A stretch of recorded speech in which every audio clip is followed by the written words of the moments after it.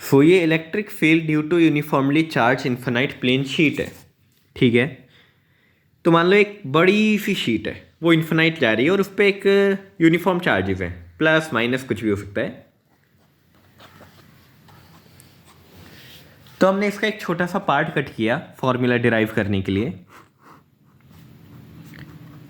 यहाँ पे एक छोटा सा पार्ट कट किया, उसके पास एक सिलेंडर लाया, देखो ऐसा, एक पीछे से एक आगे से, क्योंकि पीछे भी शीट वो 3D प्लेन होता है ना, उसके आगे भी आगे भी कुछ होता है और पीछे भी कुछ होता है।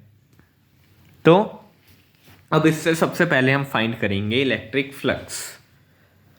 और क्योंकि ये शीट का एक छोटा सा हिस्सा है, तो ये छोटा d, वो मैंने लास्ट वीडियो में समझाया था, फिर से समझा देता हूँ। d इंटू इलेक्ट्रिक फ्लक्स मतलब d मतलब डेरिवेटिव ऑफ स्मॉल पार्ट को हम d से रिप्रेजेंट करते हैं फिजिक्स में। ये छोटा सा पार्ट है ना, ये वाला, ये पूरी बड़ी शीट है, पर इसका छोटा सा पार्ट हमने ये लिया, जैसे ये रिमोट है अपना, तो इसका छोटा सा पार्ट हमने ये लिया। सो d इलेक्ट्रिक फ्लक्स क्या बोल रहा हूँ मैं, हाँ, इंटू d ये, ठीक है। अब वो इलेक्ट्रिक फ्लक्स का नॉर्मल फॉर्मूला क्या होता है, E a into cos theta, यही होता है। अब फिर कॉस थीटा देखो, इलेक्ट्रिक फील्ड कैसे जा रही है, इधर जा रही है, इधर जा रही है, और सरफेस किधर है, मतलब एरिया किधर है, इधर कोई है, एरिया इधर कोई है, एरिया इधर कोई है। सो d ई ए कॉस थीटा प्लस ई ए कॉस थीटा, और 0 डिग्री है दोनों के बीच में एंगल, तो 0 degree, cos 0 degree, cos 0 degree. इसका क्या आया फाइनली, ई ए, क्योंकि कॉस 0 डिग्री की वैल्यू होती है 1, डी इंटू ई ए, इंटू नहीं है ये, मतलब डी एक वो है रिप्रेजेंटेशन कि ये बहुत छोटा है, वो मैं गलती से इंटू बोल देता हूँ। ये क्योंकि एरिया भी बहुत छोटा है तो इस पर भी डी लगेगा, वो मैं ऐड करना भूल गया था, क्योंकि ये छोटा सा एरिया है ना, पूरे का तो एरिया है नहीं, छोटे का एरिया है, तो इस पर भी डी लगेगा। अब वापस इंटीग्रेशन वाला रूल रखते हैं कि जब छोटा सा एरिया हम इसका यूज़ करते हैं, हमें पूरा एरिया फाइंड करना है, तो हम इसको इंटीग्रेट करेंगे, ये इंटीग्रेशन का लॉजिक है।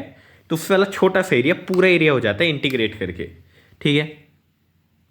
तो हम इंटीग्रेट सेपरेटली करते हैं, मतलब ऐसे 2 का इंटीग्रेशन किया, 3 का इंटीग्रेशन किया, सो 2 इंटू 3, और फिर जिस पे d होता है ना, हम सिर्फ उसको एक इंटीग्रल लेवल वैल्यू रखते हैं इमेजिन करके, वरना अगर किसी में ऐसा लिखा है ना, मान लो 2, सो ये कांस्टेंट फाइंड होगा, कांस्टेंट अज्यूम होगा, और जिसकी वैल्यू आएगी कांस्टेंट।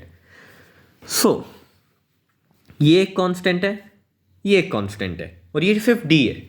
जब ऐसे d हो और ये हो ना, इसकी वैल्यू 1 हो जाती है, दोनों एक दूसरे को कैंसिल आउट टाइप कर देते हैं। So electric flux is equal to, ये दोनों कांस्टेंट है, इधर भी एक d लगा था, तो वो d और d की वो इंटीग्रेशन से वो 1 हो जाएगा। अब फिर बचेगा बस इंटीग्रेशन ऑफ dA।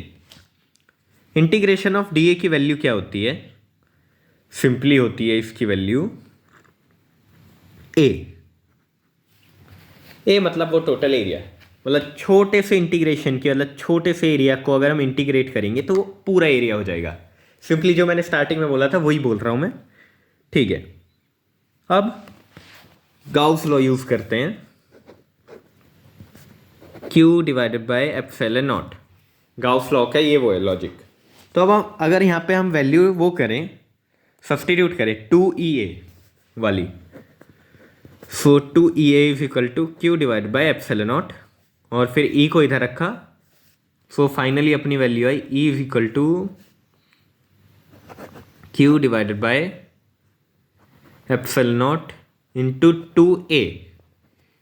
अब फिर एक ये फॉर्मूला होता है, ये sigma is equal to Q divided by A।